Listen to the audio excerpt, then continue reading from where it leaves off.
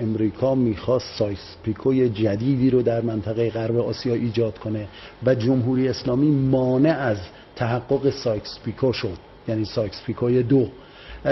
به صورت مشخص چه کرد در واقع مقاومت اسلامی که این موضوع محقق نشد، یعنی تجزیه نشد منطقه؟ بار اصلی این قرارداد تجزیه منطقه بود و لزوما تجزیه امپراتوری عثمانی که به عنوان نماینده عام جهان اسلام در مقابل کلوپ مسیحی اروپا قرار داشت. بخشی از رویکرد در واقع جمهوری اسلامی و پاره از کشورهای دیگه این هست که امت اسلامی رو یعنی به صورت اعتقادی یک پارچه دید تا بتونن در مقابل قدرت‌های دیگر هم از اینکه مذهبی باشن یا نباشن ایستادگی بکنه.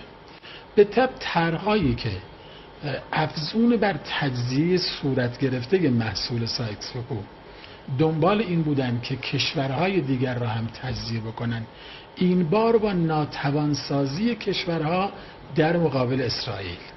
اسرائیل کشور کوچیکیه، کشورهای بزرگ منطقه به هر شکل تهدید بودن برای اسرائیل یا هستن. خب عراق که در واقع کشور قوی هست در منطقه، نه به قدرت مثلا ایران یا ترکیه یا شاید هم عربستان، اما رو کشوری که استعداد بزرگی در منطقه داره. این اگر بشه 3 کشور، محصول استراتژیکش رو اسرائیل درو میکنه. توجه میفرمایید؟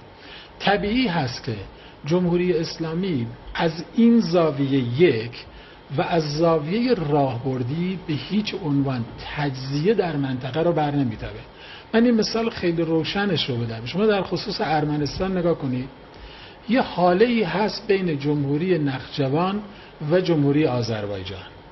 یه طرح این بود که منطقه قره باقونه رو به جمهوری آذربایجان منضم بکنن و اینجا متصل بشه، به ارمنستان منضم بکنن و اینجا متصل بشه، با این شاید از نظر به اصطلاح صورتبندی مسئله به نفع جمهوری اسلامی بود، اما چون پشتش توطئه‌ای بود تحت عنوان استراتژی اتحاد واژگون هر گونه تجزیه رو بر نمی‌تابید.